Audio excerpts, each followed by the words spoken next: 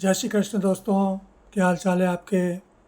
आशा आप सभी कुशल मंगल होंगे और ईश्वर से यही कामना है कि आप सदैव खुश रहे और सुखी रहे। दोस्तों पिछले कई वर्षों से जब से मैं ये ज्योतिष का काम कर रहा हूँ तब से कई बार ऐसा प्रश्न मेरे सामने आए हैं जिनसे लोगों में कुछ कन्फ्यूजन रहता है।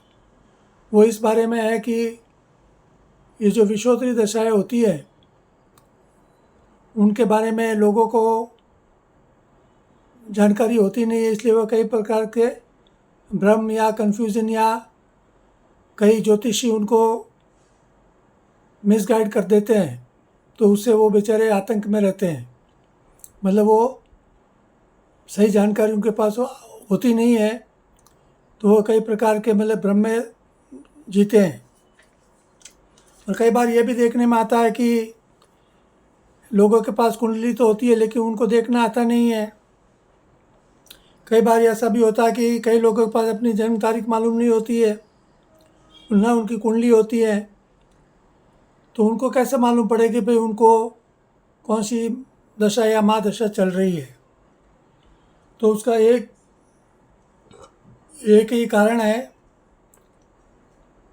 कि या तो उनका नाम है, जो भी रमेश हो, सुरेश हो, महेश हो, या जो भी लड़का हो चाहे लड़की, जो भी उनका नाम है वो नाम या तो जन्म के समय किसी ज्योतिषी से पूछकर जिस नक्षत्र में उनका जन्म हुआ है उस नक्षत्र के आधार पर वो नामकरण किया जाता है।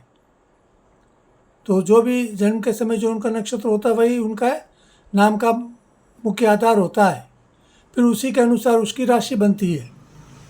राशि बाद में बनती है, सबसे पहले कौन से नक्षत्र में जन्म होता है वही महत्वपूर्ण है। तो अब जैसे कि मैंने ये सामने एक चार्ट लगाया है, मैं इसके बारे में आपको थोड़ी देर में मैं समझा देता हूँ। यदि आप उसको अच्छी तरह समझ लेंगे तो आपको अपने नाम का जो भी पहला नाम है, जैसे मान लो किसी का नाम सुरेश है तो सबसे पहला अक्षर कौन सा होगा, सु हो गया। किसी का नाम मान लो रमेश है तो रमेश का पहला अक्षर कौन सा हो गया, र हो गया। किसी का नाम मान लो जीवन है तो जीवन का पहला नाम कौन सा हो गया, पहला अक्षर कौन सा हो गया, जी हो गया। तो इस तरह से जो भी अपने नाम का जो पहला अक्षर है उसके आधार पर हमारा एक नक्षत्र होता है, और उस नक्षत्र के आधार पर हमको ये नाम मिला है, और उसी नक्षत्र के आधार से हमारे जीवन में विषोत्तरी दशाएं बचपन से लेकर मृत्यु पर्यंत चलती रहती है। जिस दिन एक बच्चे का जन्म होता है और जिस नक्षत्र में होता है उसी नक्षत्र के आधार पर उसको कोई न कोई विषोत्तरी दशा शुरू हो जाती है, जो कि वो जन्म से लेकर उसकी मृत्यु तक वो विषोत्तरी दशाएं निरंतर आगे से आगे चलती रहती है। एक ग्रह की विषोत्तरी दशा पूरी होने के बाद उसका जो काल होता है, उस विषोत्तरी दशा का जो समय होता है, उसके बाद में आगे के ग्रह की विषोत्तरी दशा उसको शुरू हो जाती है। अब उनका सबका अलग अलग पीरियड होता है, मैं आपको कुछ देर में उनको समझाने वाला हूँ, तो उसको आप थोड़ा समझ लें। ये तो मैंने आपको बता दिया कि भाई कि जन्मकालीन नक्षत्र से नाम दिया जाता है, और जन्मकालीन नक्षत्र चरण से उसका नामकरण होता है, वो मैं आपको आगे बताता हूँ। एक नक्षत्र जो होता है वो 4 चरण का होता है, मतलब वो 24 घंटे का होता है। 24 घंटे यानी आज कोई नक्षत्र जो भी है वो अगले 24 घंटे तक उसका अस्तित्व होता है, एक सूर्योदय से दूसरे सूर्योदय तक। तो उसके अंदर जो उसके 4 पार्ट होते हैं उसको 4 चरण बोलते हैं ज्योतिष की भाषा में। तो मान लीजिए कि सुबह 6 बजे से 12 बजे तक का एक चरण हो गया, फिर 12 बजे से शाम को 6 बजे तक का दूसरा चरण हो गया, फिर शाम को 7 बजे से रात को 12 बजे तक तीसरा चरण हो गया, फिर रात को वापस से 1 से सुबह 6 बजे तक का चौथा पार्ट हो गया। तो ये 4 चरण होते हैं। इसके चारों चरण के अलग अलग मतलब कि नामकरण होता है। वो अभी सामने जो लिखा है मैं आपको समझाता हूँ। एक विषोत्तरी दशा पूर्ण होने के बाद अगली विषोत्तरी महादशा शुरू हो जाती है, और रोज़मर्रा के जो जीवन हमारे होते हैं, अब विषोत्तरी दशाओं का मतलब क्या होता है वो मैं आपको समझाता हूँ। विषोत्तरी दशा का मतलब ये दोस्तों कि जिस समय एक बच्चे का जन्म होता है और जब जिस नक्षत्र में होता है उसके आधार पर ही उसकी राशि बनती है, और जिस समय उसका जन्म होता है उसका लग्न निकाल कर फिर उसकी कुंडली बनती है, और उस कुंडली के में उस कुंडली के आधार पर फिर आकाश मंडल में जो जो ग्रह जहाँ पर स्थित होते हैं करंट टाइम में जन्म के समय पर, उसी के आधार पर उसकी कुंडली होती है।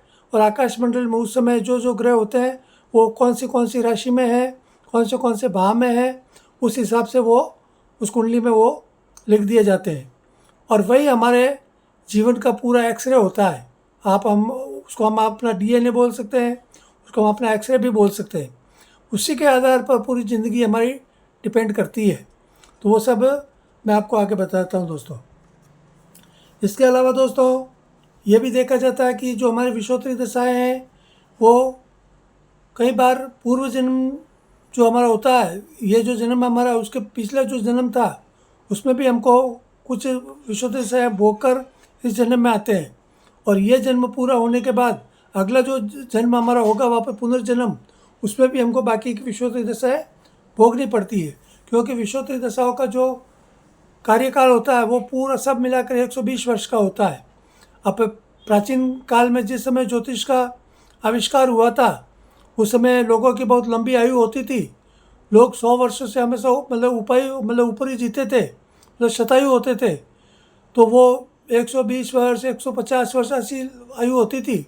तो ये 120 वर्ष की जो विषोत्तरी दशा है वो सभी भोगते थे। लेकिन आज का जो समय है उसमें इतनी उम्र किसी की होती नहीं है, इसलिए कोई 60 वर्ष है, 70 वर्ष है, 80 वर्ष को कोई जी लिया। तो ये जो 120 वर्ष की जो सामने देखो मैंने ये जो लिखा है चार्ट है, जैसे ये सबका एक एक मैंने लिखा है। इससे ये सूर्य 6 वर्ष, चंद्र 10 वर्ष, मंगल 7 वर्ष, राहु 18 वर्ष, गुरु 16 वर्ष, शनि 19 वर्ष, बुध 17 वर्ष, केतु 7 वर्ष और शुक्र 20 वर्ष। ये टोटल हम इसको जोड़ते हैं तो ये 120 वर्ष की ये विषोत्तरी दशाएँ होती है। तो आज के जो कलयुग का जो समय है इसमें मनुष्य की आयु इतनी होती नहीं है। तो ये जो विषोत्तरी दशाएँ में 120 वर्ष की पूरी नहीं भोग पाते हैं तो क्या होता है कि मान लो जितनी भी आयु हमने भोग ली है, बाकी की आयु हमको अगले जन्म में वापस जो हमारा पुनर्जन्म होता है उसमें भोगनी पड़ती है।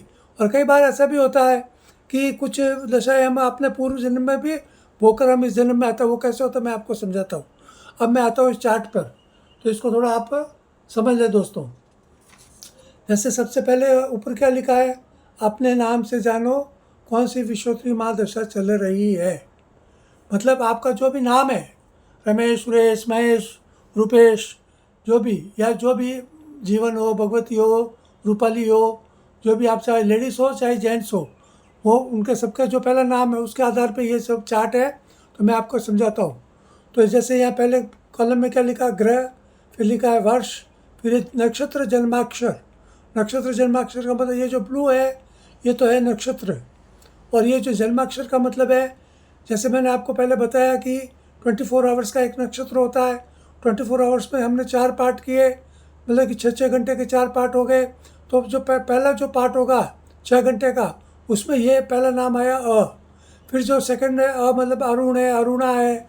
और सेकंड जो पार्ट होगा 12 से शाम के 6 बजे तक का, उसमें जैसे इंद्रेश है, इंद्र है, इंद्राणी है, इंदिरा है, ये नाम है। फिर ये जो तीसरा पार्ट है ये शाम को 7 बजे से रात के 12 बजे, ये उर्मिला है, उर्मिला है, उमेश है, ऐसे नाम है। फिर ये जो चौथा पार्ट है ये रात को 12 से सुबह 6 बजे तक का। हालांकि इसमें टाइम नक्षत्र की घटियों के अनुसार कुछ आगे पीछे होता है। ऐसा नहीं है कि रोज़ 6 से 12 बजे तक ही एक नक्षत्र फिक्स रहता है।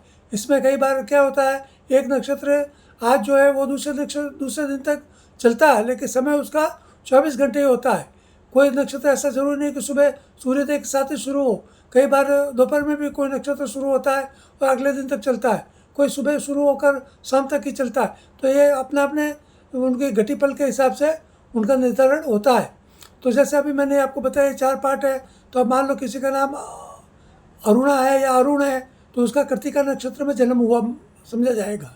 उसी तरह जैसे आगे ये जो पार्ट है, जैसे टे है, टो है, प पी, जैसे प्रकाश नाम है या प्रीतम नाम है, तो उसका ये जो नक्षत्र है ये उत्तरा फाल्गुनी है। ये शॉर्ट में लिखा हुआ है, ये उत्तरा फाल्गुनी नक्षत्र है और ये उसके 4 चरण है। तो उस हिसाब से मालूम पड़ेगा कि भाई कौन सा नाम है और कौन से नक्षत्र में उसका जन्म हुआ। फिर आगे चलते हैं। तो जैसे ये उत्तरा आषाढ़ा नक्षत्र है, यू का मतलब उत्तरा और आषाढ़ा मतलब आषाढ़ा, उत्तरा आषाढ़ा नक्षत्र है। इसमें जैसे बे है, जैसे किसी का नाम बैरूलाल है, फिर जैसे किसी का नाम भोजराज है, किसी का नाम मतलब कि जय पर है, या जैसे किसी का नाम जीवन पर है। तो ये जो 4 चरण है ये इस नक्षत्र के। तो ये सभी नक्षत्रों की मैंने यहाँ संख्या लिखी है। जैसे ये 1 नंबर, ये पहला नक्षत्र माना जाता है हमेशा, मतलब क्रम से।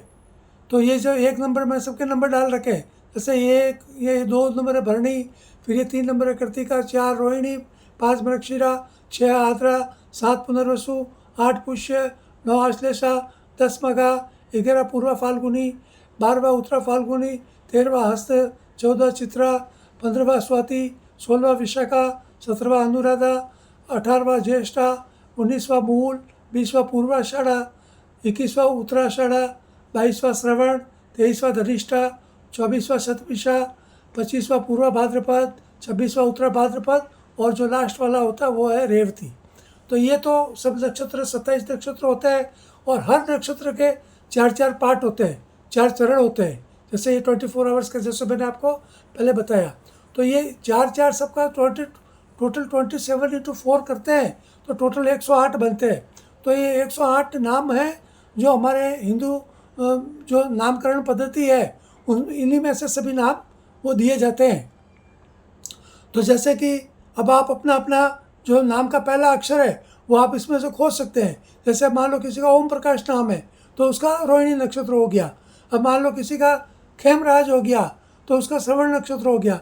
किसी का मान लो कि वे पे नाम है तो उसका मृगशिरा हो गया। जैसे मान लो किसी का नाम कन्हैया लाल है तो मृगशिरा नक्षत्र हो गया। किसी का नाम किशन है तो मृगशिरा हो गया। जैसे यहाँ पे जैसे ये र लिखा है, रमेश किसी का नाम है तो चित्रा नक्षत्र हो गया। मान लो किसी का नाम प्रेम है तो उसका चित्रा नक्षत्र हो गया। जैसे मान लो किसी का नाम रीतराज है तो उसका चित्रा हो गया। जैसे ये किसी का नाम गणेश है तो धनिष्ठा नक्षत्र हो गया। किसी का नाम गीत है या गीता है तो धनिष्ठा नक्षत्र हो गया। तो इस तरह सब ये सभी नक्षत्रों के जो नाम के जो पहले प्रथम अक्षर है वो सब यहाँ पर दिए हुए। इसी तरह आप अपने नाम से वो सब खोज कर देख सकते हैं।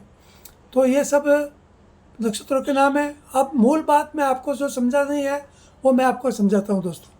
जैसे अब ये फर्स्ट कॉलम में लिखा हुआ सूर्य, अब ये इसका मतलब क्या हुआ कि जिसका भी जन्म मान लीजिए कृतिका नक्षत्र में है या ये नाम का जो प्रथम अक्षर है, जिनका पहला नाम इन नामों से शुरू होता है, तो उसका जन्म सूर्य की महादशा में हुआ है। फिर जिसका नाम, ये जो सेकंड जो लाइन है इसमें ये जो अक्षर लिखे हुए रेड कलर में, इनमें से यदि आपके नाम का कोई भी पहला अक्षर है तो आपकी चंद्रमा दशा में शुरू हुआ है।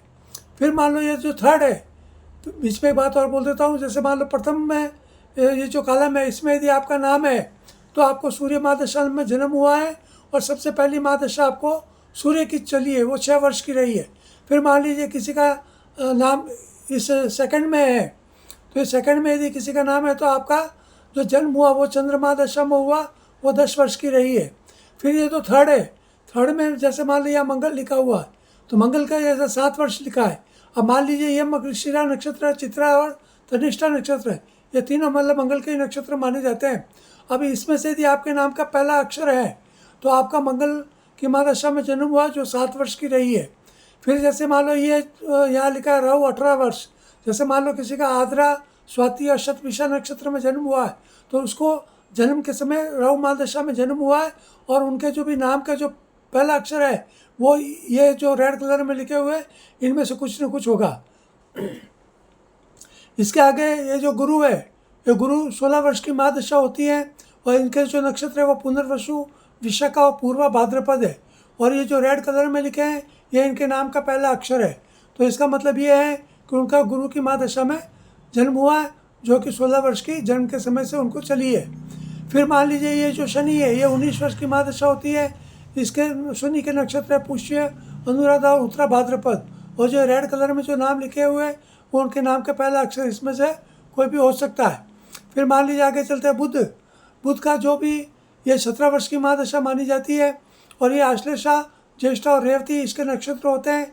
और जो रेड कलर में जो भी नामाक्षर लिखे हुए हैं वो इनमें से कोई भी पहला अक्षर यदि आपका है तो आपको बुध की महादशा में जन्म हुआ है। उसी तरह मान लीजिए ये केतु है, ये 7 वर्ष का है और केतु के नक्षत्र मघा, मूल और अश्विनी। अब इनमें से मान लो ये जो रेड अक्षर में लिखे हुए, इनमें से यदि आपका कोई भी अक्षर है तो आपको समझना है कि भाई आपको केतु महादशा में जन्म हुआ है जन्म के समय, और ये 7 वर्ष की आपको रही है। फिर जो अंत में ये जो शुक्र महादशा है, शुक्र की 20 वर्ष की महादशा होती है, और पूर्वा फाल्गुनी, पूर्वाषाढ़ा और भरणी नक्षत्र में यदि आपका जन्म हुआ है, और जो ये रेड कलर में जो भी नामाक्षर लिखे हैं इनमें यदि आपका मैच होता है तो आपको समझना है कि भाई आपकी शुक्र की महादशा में आपका जन्म हुआ है और आपके 20 वर्ष तक चले आपको दशा रहेगी। अब मान लीजिए सोचना है कि भाई मान लो फॉर एग्जांपल के लिए मैं आपको बता रहा हूँ, जैसे मान लीजिए किसी का जन्म मतलब कृतिका नक्षत्र में हुआ या उत्तरा फाल्गुनी नक्षत्र में हुआ या उत्तराषाढ़ा में हुआ, और इनमें से यदि आपका नाम है तो आपको मान लो कि सूर्य की जिस समय आपका जन्म हुआ उसमें सूर्य की महादशा आपको 6 वर्ष की चल रही थी। अब मान लीजिए आपकी आयु आज 50 वर्ष की है, तो आप तो 6 वर्ष तो वो बचपन में थी, तो आपको ये कैसे मालूम करना है कि भाई कि अभी 50 वर्ष की आयु में आपको कौन सी महादशा चल रही है। तो उसको करना क्या है कि 6 वर्ष के बाद में अगली जो 10 वर्ष की ये चंद्र दशा है, इसको जोड़े तो 16 वर्ष हो गए। फिर अगली जो मंगल की महादशा ये 7 वर्ष की है, तो 16 और 7 23, 23 के बाद में आगे जो 18 वर्ष की ये राहु की महादशा है, तो 23 8 31 और 10 ये 41 वर्ष के हो गए। फिर आगे ये 16 वर्ष है, 41 और 6 47 और ये 2 57 वर्ष। मान लीजिए अभी आपकी 50 वर्ष की आयु है, तो अभी आपको गुरु की महादशा चल रही है और आपके 57 वर्ष की महादशा तक आपको ये चलेगी। अब मान लीजिए कि राहु की महादशा में आपका जन्म हुआ है, आपका जन्म नक्षत्र आद्रा स्वाति और शतभिषा है, और आपकी आयु मान लीजिए अभी 25 वर्ष की है, तो मान लीजिए कि सबसे पहले तो आपको राहु की महादशा में जन्म हुआ तो 18 वर्ष तो आपके ये राहु के निकल गए। फिर आगे 16 वर्ष ये पकड़ेंगे तो ये दोनों मिला के 34 वर्ष होते हैं। और मान लीजिए आपकी 25 वर्ष की आयु है, तो 34 में से 25 वर्ष आपके निकल गए, तो अभी आपको 9 साल अभी आपको और गुरु की महादशा रहेगी। तो जो भी आपकी आज की तारीख में उम्र है और जब भी आपका जन्म हुआ जिस भी महादशा में, तो आप उसको आगे से आगे उसको आप प्लस करते जाएंगे। ये जो ईयर्स लिखे हुए हैं, वर्ष लिखे हुए हैं, तो आपको आपकी वर्तमान जो उम्र है उसका आपको पूरा मालूम पड़ जाए कि आपकी कौन सी दशा में आपका जन्म हुआ है, उसके बाद में आपको कौन सी महादशाएं गुजर गई हैं या आगे आने वाली है या अभी वर्तमान में आपको चल रही है। ये तीनों चीज़ें आपको समझ में आ जानी चाहिए दोस्तों। तो ये मैंने पूरा यहाँ पे आपको अच्छी तरह से समझा दिया है।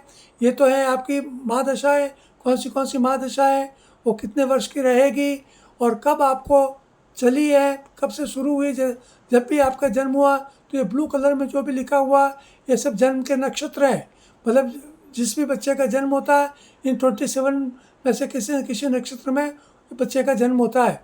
और फिर वो जो ये जो रेड कलर में जो लिखे हुए नाम है, यही उनके बच्चे का सबसे पहला जो नाम हम दिलाते हैं जन्म के बाद में उसका नामकरण करते हैं। तो इन्हीं जो 108 जो ये रेड कलर में जो भी ये नामाक्षर लिखे, इन्हीं में से कोई न कोई एक नाम हम उसको देते हैं, और उसी के आधार पर उसकी विश्वोत्तरी महादशा बचपन से शुरू हो जाती है, जो कि उसकी मृत्यु पर्यंत कोई न कोई महादशा चलती रहती है। अब मान लीजिए किसी की उम्र मान लो 10 वर्ष की है और किसी का जन्म मान लो अभी चंद्रमा दशा में हुआ है, तो 10 वर्ष की आयु तक तो उसको चंद्र की चलेगी, फिर अगले 7 वर्ष मंगल की चलेगी, फिर 18 वर्ष राहु की चलेगी, फिर आगे 16 वर्ष गुरु की चलेगी, फिर शनि की 19 वर्ष की चलेगी, फिर 17 वर्ष बुध की चलेगी, फिर 7 वर्ष केतु की चलेगी और 20 वर्ष शुक्र की चलेगी। इस तरह ये आगे से आगे जोड़ के हमें देख लेना है कि हमें अभी वर्तमान में कौन सी महादशा चल रही है। अब देखो दोस्तों, मैंने यहाँ पे कुछ राइट भी किया, कुछ क्रॉस भी किया है। अब उसमें एक्चुअली क्या है, ये सब इसका मतलब है कि सूर्य या राइट भी और क्रॉस भी है। इसका मतलब सूर्य शुभ ग्रह भी होता है, पाप ग्रह भी माना जाता है। कुंडली में सूर्य कहाँ पर है, कौन सा ग्रह कहाँ पर है, किस स्थिति में है, वो शत्रु क्षेत्रीय है, मित्र क्षेत्रीय है, कैसा है, उसके आधार पर सब इसका निर्धारण होता है। तो जैसे मोस्टली जैसे चंद्र है, ये शुभ ग्रह माना जाता है। जैसे ये शुक्र है, देखिए यहाँ पे डबल राइट किया हुआ, ये भी शुभ ग्रह माना जाता है। जब शुक्र जिसका शुभ होता है तो वो 20 वर्ष तक रहता है और 20 वर्ष तक उसको माला माल कर देता है। मतलब शुक्र क्या है, ये लग्जरियस ग्रह माना जाता है, ये मतलब कि किसी भी आदमी की ज़िंदगी में हमेशा मतलब कि लग्जरी लाइफ देता है। जिस प्रकार केतु है, देखो यार राइट भी है और क्रॉस भी है, तो ये अच्छा है तो अच्छा फल देगा, खराब है तो खराब फल देगा। अब बुध में भी देखिए या क्रॉस भी है और राइट भी है। बुध भी यदि आपकी कुंडली में अच्छा है तो अच्छा फल दे सकता है, खराब है तो खराब फल देगा। शनि में भी ऐसा ही है, देखिए क्रॉस भी है और राइट भी है। यहाँ भी यदि आपको अच्छा फल भी मिल सकता है कुंडली के अनुसार और बुरा फल भी मिलता है। गुरु में भी ऐसा है, गुरु यदि अच्छा है तो अच्छा फल देता है, वरना बुरा फल भी मिलता है। राहु एक ऐसा ग्रह है जो कि यहाँ डबल क्रॉस लिखा हुआ। राहु मोस्टली हमेशा किसी भी कुंडली में अच्छा फल बहुत कम देता है, इसलिए राहु की दशा में लोगों को पीड़ा बहुत ज़्यादा होती है। तो ये यहाँ पे मैंने डबल क्रॉस किया है। किसी किसी चीज़ों में, जैसे तीसरे हाट में, तीसरे 11वें भाव में या छठे भाव में राहु यदि है तो थोड़ी कम पीड़ा होती है, वरना राहु की तकलीफें ज़िंदगी में बहुत देखनी पड़ती है। जैसे मंगल है तो यहाँ भी देखिए क्रॉस और राइट है, चंद्रमा में ओनली राइट है और सूर्य में भी क्रॉस और राइट है दोस्तों। तो ये सब ऐसा है। और वैसे मैंने नीचे और भी मैंने लिख रखा है तो शुभ विश्वोत्तरी महादशा वो कैसे होती है। जैसे मान लीजिए कोई भी ग्रह आपकी विश्वोत्तरी दशा किसी भी ग्रह की आपको अभी चल रही है या आगे आने वाली है, तो वो कैसी कंडीशन में है आपकी कुंडली में, उस हिसाब से यदि आपका वो ग्रह है जिसकी विश्वोत्तरी दशा आपको चल रही है या आने वाली है, वो यदि मित्र क्षेत्रीय है, उच्च स्थिति में, स्वग्रही है, भाग्येश है, भाग्येश मतलब भाग्य स्थान का स्वामी, जो कुंडली का 9th हाउस होता है, 9वां भाव, उसका स्वामी है। धनेश है, कुंडली का जो दूसरा भाव होता है जिसको हम सेविंग्स का भाव मानते हैं, उसका भाव है। और शुभ कारक है, मतलब कि ग्रह क्या हो कहते हैं, कारक भी होते हैं। अमुक अमुक जो 12 भाव होते हैं, 12 हाउस होते हैं, उन ग्रहों के कारक भी होते हैं, तो वो शुभ कारक है। और आयेश, आयेश मतलब कुंडली का जो 11वां भाव होता है, 11th हाउस, उसको इनकम ऑफ सोर्स का भाव मानते हैं। यदि उसका वो मालिक है तो ये आपको शुभ विश्वोत्तरी दशा मानी जाती है। अब मैंने यहाँ देखो लिखा है शुभ, नीचे और लिखा है देखो ये ब्लैक कलर में 1 2 3 4 5 7 9 10 और 11। ये जो भाव है इनके भावपति जो भी होते हैं, चाहे वो कोई भी ग्रह हो, तो वो हमेशा अच्छा मतलब फल देते हैं। तो यदि इन भावों में यदि जो भी आपको विश्वोत्तरी दशा चल रही है, यदि वो इन भावों का स्वामी है या इन भावों में बैठे हैं, तो आपको वो विश्वोत्तरी दशा अच्छी गुजरेगी। लेकिन नीचे और मैंने देखो दूसरा एक लिखा है अशुभ विश्वोत्तरी महादशा, शत्रु क्षेत्री, नीच, षडाष्टक। षडाष्टक का मतलब यह है कि कुंडली का जो 6ठा और 8वां भाव होता है वो अच्छा नहीं माना जाता है। यदि उस भाव का वो स्वामी है तो या वहाँ पर जो ग्रह बैठे हैं तो वो अच्छा फल नहीं देते। तो ये जो षडाष्टक मैंने लिखा है। फिर इसके आगे जो ये लिखा है कुदृष्टि, यदि किसी की ग्रह की दृष्टि अच्छी भी होती है बुरी भी होती है, तो उस ग्रह की कैसी दृष्टि कौन से भाव पर किस तरह की है, उसके अनुसार भी उसका अशुभ या अशुभ भाव होता है। फिर अशुभ कारक, कोई कोई ग्रह किसी भाव में अच्छा फल देता है तो उसको शुभ कारक बोलते हैं, जैसे मैंने ऊपर बताया। लेकिन किसी किसी ग्रह की मतलब कि अमुक अमुक भावों में उसकी कारकता शुभ नहीं मानी जाती है, तो अशुभ कारक भी होता है, तो वो अच्छा फल नहीं देता है। फिर जैसे व्ययश, व्ययश मतलब कुंडली का जो 12वां हाउस होता है, जो 12वां भाव होता है, 12th हाउस, उसको व्ययश बोलते हैं। मतलब वो खर्च का भाव माना जाता है, किसी भी तरह की मतलब नुकसानी है, हानि है ज़िंदगी में, मतलब पलायन का भाव माना जाता है। मतलब वो किसी भी तरह के मतलब ज़िंदगी में जो भी हमारी कमियां होती है, वो कमियों को वो बढ़ाता है, कमजोरियों को बढ़ाता है, उसको व्ययश बोलते हैं। तो ये भी अच्छा नहीं माना जाता।